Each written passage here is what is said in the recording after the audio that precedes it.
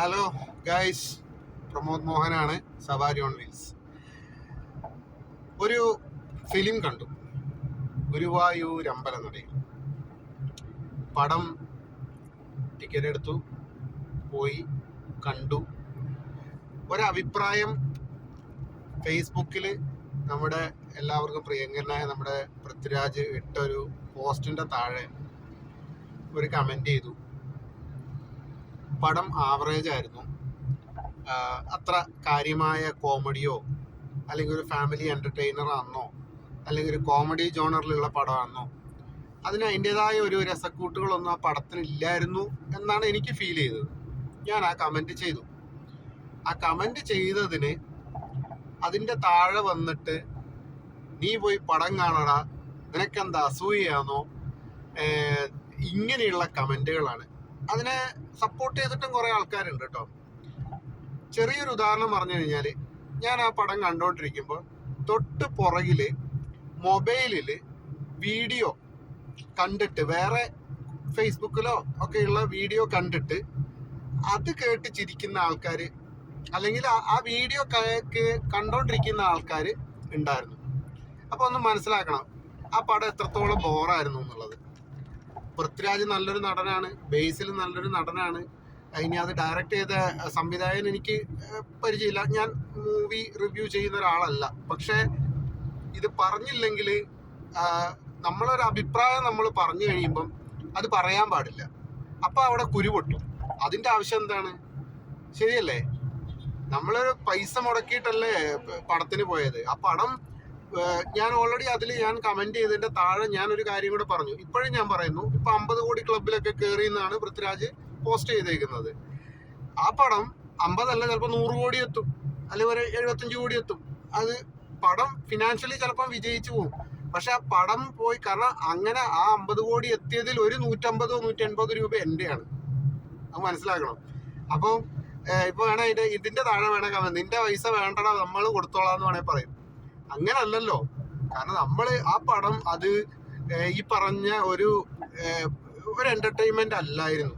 അവർ ഉദ്ദേശിച്ചത് അതായിരുന്നെങ്കിൽ കൂടി, അതിന്റെ പ്രൊമോഷൻ അങ്ങനെയായിരുന്നെങ്കിൽ കൂടി, ആ പടം പ്രൊമോഷന്റെ മേലെ കയറിപ്പോയ പടമായിട്ടാണ് എനിക്ക് ഫീൽ ചെയ്യുന്നത്. ഇപ്പൊ പൃഥ്വിരാജ് ഡയറക്ട് ചെയ്ത എന്താണ് മോഹൻലാലും ഇതുള്ള ആ ഒരു അച്ഛനും മോനായിട്ടുള്ള ഒരു പടം ഉണ്ടല്ലോ, എന്താണ് ബ്രോഡാഡി.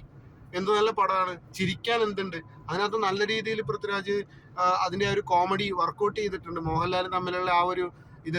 പിന്നെ ലൂസിഫർ, ഇപ്പോഴും ലൂസിഫർ എടുത്ത് കാണുന്ന ആളാണ് ഞാൻ. പൃഥ്വിരാജിന്റെ നന്ദന ഇതിനിടയ്ക്കും കണ്ട ആളാണ് ഞാൻ.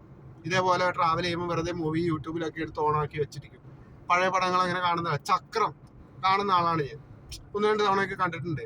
അപ്പൊ നമ്മളൊരു പടം അതേപോലെ ബിജു മേനോനും പൃഥ്വിരാജുള്ള, അപ്പൊ നമ്മളൊരാളെ ഡിഗ്രേഡ് ചെയ്തിട്ട് ഞാൻ പറഞ്ഞിട്ടില്ല. എനിക്ക് ഭയങ്കര ഇഷ്ടമുള്ള ഒരു ആക്ടറാണ് ബേസിലിന്റെ ആ പിന്നെ എന്താണ് കല്യാണം കഴിച്ചിട്ടുള്ള, എന്താണ് എന്റെ പേര്, ആ ഒരു ഫിലിമൊക്കെ എന്ത് ക്ലാസ് പടമാണ്, എന്ത് നല്ല കോമഡിയാണ്, ചിരി നിർത്താൻ പറ്റിയിട്ടില്ല. അപ്പൊ ഇവരിത് കോമഡി ജോണറിലാണോ അല്ലെങ്കിൽ ഫാമിലി എന്റർടൈനർ ആയിട്ടാണോ, ഇത് ഒരു ജോണറിലും പെടുത്താൻ പറ്റാതെ എന്തൊക്കെയോ കാട്ടിക്കൂട്ടി അവസാനം ഡ്രോണിനെ വരെ ഒരു ഇതാക്കിയിട്ട്, ഒരു ക്യാരക്ടർ ആക്കിയിട്ട്, എന്ത് ആവശ്യമായിരുന്നു അതൊക്കെ? അല്ലെങ്കിൽ ആ ഒരു കൃഷ്ണനെ കാണിച്ച ആ ഒരു ആക്ടറിനെ വേണേ ഒന്നും കൂടെ അവിടെ കാണിച്ചിട്ട് ഞാനേ കണ്ടുള്ളൂ എന്ന് പറഞ്ഞ് കാണുമ്പോഴെങ്കിലും കുറച്ചൊരു ജെന്യൂനിറ്റി ഫീൽ ചെയ്യും. ഇതെന്താണ് അവിടെ കാട്ടിക്കൂട്ടിയേക്കുന്നത്? എന്തിനാണ് അങ്ങനെ ഒരു ഫൈറ്റ്? അല്ലെങ്കിൽ ആ തമിഴിലെ ആക്ടർ, പിന്നെ കോമഡി ആക്ടർ യോഗി ബാബുവിനെയൊക്കെ കൊണ്ടുവന്ന് എന്തിനാണെന്ന് പോലും മനസ്സിലാവുന്നില്ല. നമ്മുടെ മലയാളത്തിൽ തന്നെ ആലെങ്കിൽ ഇപ്പം അൽത്താഫിനെ പോലെ അങ്ങനെയുള്ള ഏതെങ്കിലും ഒരു കോമഡി പറയുന്ന ഒരാളെ കൊണ്ടുവന്നിട്ടുണ്ടായിരുന്നെങ്കിൽ ആ ഒരു ഫീലിൽ ആ പടം അങ്ങ് കയറിപ്പോയേനെ. ഇത് ഇഷ്ടപ്പെടുന്നവരുണ്ട്, ഇല്ലാന്ന് ഞാൻ പറയുന്നില്ല. ഇഷ്ടപ്പെടുന്നവർക്ക് ഇനിയും കാണാം, 10 തവണ പോയി കണ്ടോളൂ, ഐ ഹാവ് നോ ഇഷ്യൂ. പക്ഷേ ആ പടം ഗുരുവായൂർ അമ്പലനടയിൽ എന്ന് പറയുന്നതാണ്. അതിൽ അപ്രിഷിയേറ്റ് ചെയ്യേണ്ട 1-2 കാര്യങ്ങളുണ്ട്. ആ ഒരു എന്താ പറയാ, സെറ്റ് ഇട്ടത് സൂപ്പറാണ്. ഗുരുവായൂർ അമ്പലം സെറ്റ് ഇട്ടിട്ടുണ്ടായത് എന്ന് പറഞ്ഞു കഴിഞ്ഞാൽ അത് സൂപ്പറാണ്, നല്ല ഒറിജിനാലിറ്റി ഉണ്ട്. പിന്നെ അതിലെ ചില ക്യാരക്ടേഴ്സിന്റെ, ഇപ്പം ബേസിലൊക്കെ ഇത് ഒരുപാട് ഓവറായി പോയ പോലെ, ആ ഫോൺ കോൾ ചെയ്യലും പരിപാടിയും എന്തൊക്കെയോ ഒരു ഭയങ്കരമായിട്ട് എവിടേക്കോ കൊള്ളിക്കാൻ വേണ്ടിയിട്ട് കയറ്റിയ ഒരു മണിക്കൂറിലോ 1.25 മണിക്കൂറിലോ തീർക്കേണ്ട ഒരു സാധനം, അല്ലെങ്കിൽ അത്രയേ ഉള്ളൂ ആ കഥ. അതിന് വേണ്ടിയിട്ട് എവിടേക്കോ ഇങ്ങനെ വലിച്ചു നീട്ടി ഭയങ്കര ഇതാക്കിയിട്ട് കാണിക്കുക. അത്രയൊന്നും ആവശ്യം ഉണ്ടായിരുന്നില്ല എന്ന് എൻ്റെ ഒരു ഒപ്പീനിയനാണ്. ഇത് എൻ്റെ മാത്രം പേഴ്സണൽ ഒപ്പീനിയനാണ്. ഇതിൽ ഞാൻ എന്തുകൊണ്ടാണ് ഒരു വീഡിയോ ഇട്ടതെന്ന് വെച്ച് കഴിഞ്ഞാൽ ഇതൊരു മൂവി റിവ്യൂ എന്ന് പറയാൻ പറ്റില്ല. പക്ഷേ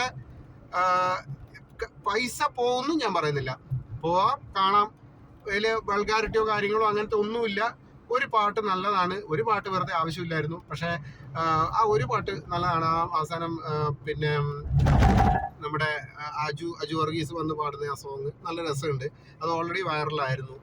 അപ്പോൾ അത് നല്ല ഇതുണ്ട്. മറ്റേ പാട്ട് അത് മ്യൂസിക് വൈസ് ഓക്കെയാണ്, കേൾക്കാൻ സുഖമുണ്ട്. പക്ഷെ അത് എവിടെയൊക്കെ അതിൻ്റെ താളം തെറ്റിയ പോലെയൊക്കെ തോന്നിയിട്ടുണ്ടായിരുന്നു. മീൻസ് അതിൻ്റെ ആ ഡാൻസും ഇതും അതേ കൊറിയോഗ്രാഫിയും ഇതും കൂടെ മിക്സ് ആവാത്ത പോലെയൊക്കെ തോന്നി.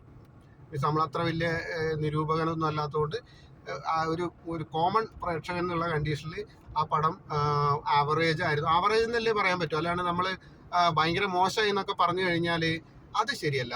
അത് ഡിഗ്രേഡിങ് ആണ്. ആവറേജ്, കാരണം കണ്ടിരിക്കാവോ, ഓക്കെ കണ്ടിരിക്കാം, ദാറ്റ്സ് ഇറ്റ്. അത് താല്പര്യം പോലെയാണ്. അതിനിടയ്ക്ക് ഇതെന്തിനാണെന്നുള്ള എന്നുള്ള ഫീല് തോന്നും, 100% തോന്നും. അത്രയേ ഉള്ളൂ. അത് ഒഴിവാക്കി പറ്റാൻ പറ്റുമെന്നുണ്ടെങ്കിൽ ആ പടം കാണാം. അപ്പം ഇതാണ് ഈ ഒരു പടത്തെ കുറിച്ചിട്ടുള്ള എൻ്റെ ഒരു ഒപ്പീനിയൻ. ഇതിൻ്റെ താഴെ വന്നിട്ട് ഇനിയും കമൻറ്റുകൾ ചെയ്തോളൂ. I have no issue.